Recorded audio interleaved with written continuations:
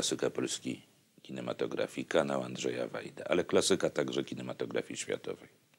Niebywałe powodzenie tego filmu było powodowane dwoma różnymi okolicznościami. W Polsce po tak zwanym przełomie październikowym, który przyniósł częściowe przynajmniej przewartościowanie w stosunku do najnowszej historii Polski, w tym szczególnie Powstania Warszawskiego i Armii Krajowej, to był pierwszy film uczciwy o tej problematyce. Film, w którym nie było dla równowagi niesłusznie politycznej AK Armii Ludowej, w którym nie było zróżnicowanych postaw politycznych, tych mądrzejszych i lepszych oficerów AK, którzy chcą dogadać się z Sowietami, i tych zapiekłych reakcjonistów, którzy nie chcą. Idziemy do Śródmieścia. Co? Ja? Którędy? Kanałami. Nie idę. Zwariowałeś? Zostało parę uliczek. I tak nas tu jutro wykończą. Nie idę. To po to tyle krwawiło się, żeby teraz jak szczury. To po prostu uczciwy film, który pokazuje żołnierzy Armii Krajowej w określonej sytuacji, niewielki oddział powstańczy, właśnie powstanie ostatnich dni Powstania Warszawskiego. Bójcie się, panowie! Zabrajcie nas! Zostawiajcie nas, panowie! Odchodźcie, nie odchodźcie!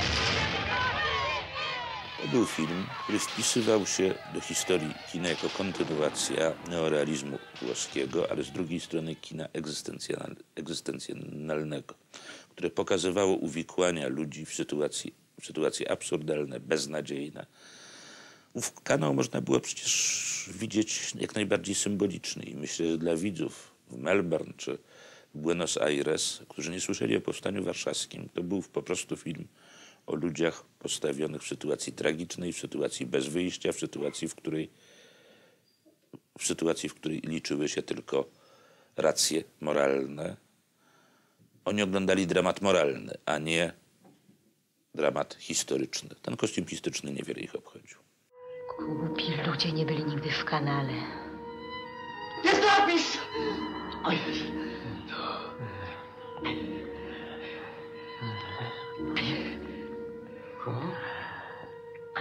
Kocham Jacka. O Boże. Film jest zrobiony dość wiernie. Nie ma tutaj, jak już mówiłem, przekłamań politycznych. Są pewne uogólnienia, do których artysta ma prawo. Między innymi jednym z takich uogólnień jest uzbrojenie tego oddziału. Tak nie było w powstaniu. Nie było oddziałów, które były tak znakomicie uzbrojone. W momencie rozpoczęcia walki broń miał co piąty powstaniec. Oni naprawdę szli z gołymi rękami na barykady. W trakcie powstania ta sytuacja się o tyle zmieniała, że broń tracono, ale dziedziczono po padłych kolegach i towarzyszach. Tak więc mogło się tak zdarzyć, że w ostatnich dniach powstania oddział już wybity, o drastycznie zmniejszonych stanach liczebnych mógł mieć sporo broni, tak jak ten w filmie. Pan porucznik nie czuje słabości? Nie. Przecież tlenu nie ma w powietrzu. Ratujmy się, panie poruczniku. Gdybyście państwo mieli oglądać to, co działo się naprawdę w kanałach, myślę, że nikt nie wytrzymałby tej projekcji z różnych powodów i najbardziej oczywistych.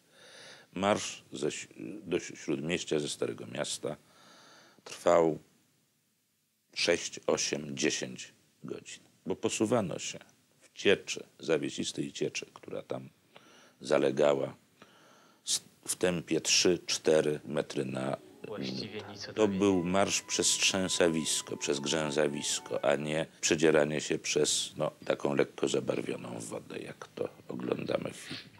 I to był marsz, w którym wielu zostawało. Ci słabsi, chorzy, ranni, topili się. Daj okroczkę. Takie sceny były na porządku dziennym w początkowych dniach powstania. Potem zdarzały się już jednak dużo rzadziej, bo od połowy września, kiedy Niemcy uznali prawa kombatanckie powstańców, zbrodni wojennych było niewiele. Ale taka sytuacja pokazana w filmie jest możliwa.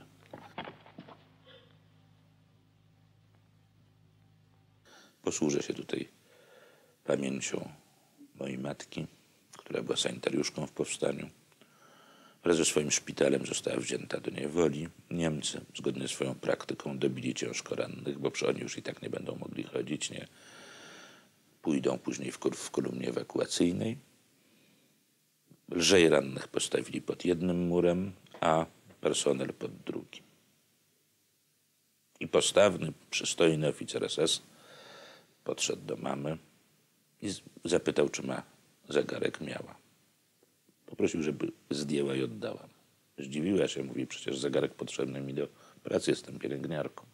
Nie, pani już nic, pani już nie będzie potrzebny do pracy. Było to jednoznaczne. Stali pod ścianą z rękami nad głową. Na szczęście w tej samej prawie chwili podjechał wyższy oficer niemiecki, powiedział coś do tego młodego SS-mana i kolumna spod ściany ruszyła do niewoli.